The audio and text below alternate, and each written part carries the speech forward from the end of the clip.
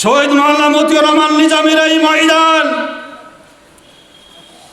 যেই ময়দানে আমাদের নেতা শুয়ে রয়েছেন, নিজের হাতে যাকে আমরা এই ময়দানে দাফন করেছি, আমরা ব্যর্থ কণ্ঠে বলতে চাই, আগামী নির্বাচনে যে কোনো বাতিল শক্তির দাঁত ভাঙ্গা জবাব দিয়ে যে কোনো মূল্যে হোক শত শত হাজার হাজার জামাত শিবিরের নেতা কর্মীদের জীবনের বিনিময় হলেও, রক্তের বিনিময় হলেও আগামী নির্বাচনে আমরা ব্যারিস্টার নাজিব মোমিনকে আমরা বিজয়ী করেই ছাড়ব ইনশাআল্লাহ।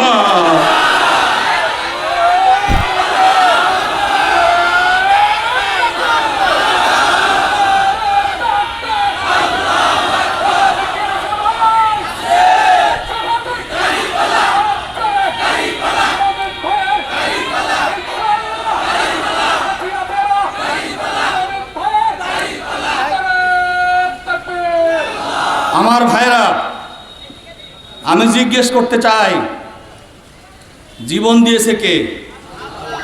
জোরে জবাব দিবেন। জীবনের মালিক কে? জীবনের মালিক কে?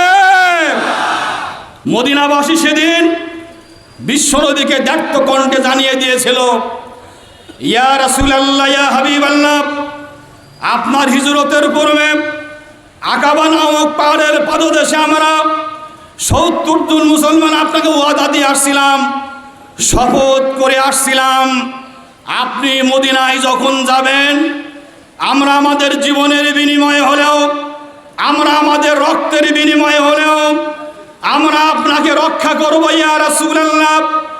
আমাদের এই চুক্তি এখনো মেয়াদ শেষ হয় নাই, আমরা এখনো এই শপথের উপরে আমরা কায়েম রয়েছি।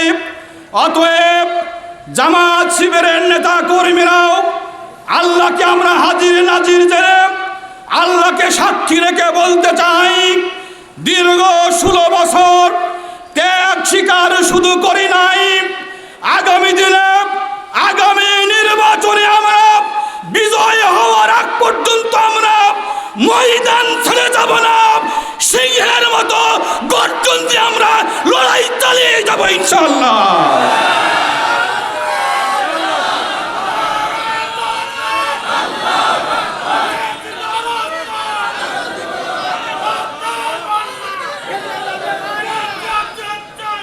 আমার ভাইরা, এই ময়দান সাতিয়ারে রক্তাক্ত ময়দান, শহীদ মাওলানা মতিউর রহমান নিজামীর ময়দান। কি বলেন? জোরে জবাব দেন।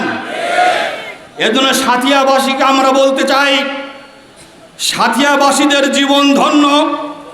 যে যেই দলই আপনারা করেন না কেন, ব্যবসায়িক ভাইদেরকে বলতে চাই, সুশীলদেরকে বলতে চাই, সচেতন ভাইদেরকে বলতে চাই, আইনজীবী সাংবাদিক সহ সবাইকে বলতে চাই, আপনাদের জীবন ধন্য।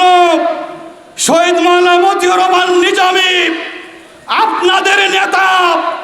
সারা পৃথিবীর বুকে পৃথিবীর অহংকার হলো শহীদ মাওলানা মতিউর রহমান নিজামী। এই জন্য আগামী দিনে সংগঠনের পক্ষ থেকে ব্যারিস্টার নাজিব মোমিন, আপনারা দেখেছেন জাতীয় সমাবেশে সেখানে সবাই সুযোগ পায় না। জামাতের জাতীয় সমাবেশে গর্বিত সন্তান হিসাবে, আমাদের গর্বিত একজন নেতা হিসাবে, তারুণ্যের অহংকার হিসাবে, যুবকদের মডেল আইডল ব্যারিস্টার নাজিব মোমিন সেদিন বিশ্ববাসীর উদ্দেশ্যে বক্তব্য দিয়েছিলেন, তাই না? জোরে বলুন, দিয়েছে কিনা? অতএব এরকম নেতা বাংলাদেশে অন্যান্য আসনের লোকেরা পায় নাই। আমাকে একজন কেন্দ্রীয় নেতা বলেছিল, আব্দুল গাফফার, সবাই কিন্তু ব্যারিস্টার নাজিব মোমিন নয়, সবাই কিন্তু ব্যারিস্টার নাজিব মোমিন নয়। আমাদের কলিজা হলো ব্যারিস্টার নাজিব মোমিন, আমাদের হৃদয়ের আবেগ হলো ব্যারিস্টার নাজিব মোমিন। এজন্য সাথিয়াবাসীকে বলবো, সংঘবদ্ধ হন, দল মতের ঊর্ধ্বে উঠে, ধর্ম মতের ঊর্ধ্বে উঠে সবাই মিলে আমরা একসঙ্গে হয়ে আমরা এমন হুঙ্কার ছাড়বো, এই সাথিয়াতে আমরা ব্যারিস্টার নাজিব মমিনকে শুধু এমপি নয়, আগামী দিনে ব্যারিস্টার নাজিব মমিন গুরুত্বপূর্ণ মন্ত্রিত্বের দায়িত্ব পালন করবে ইনশাআল্লাহ।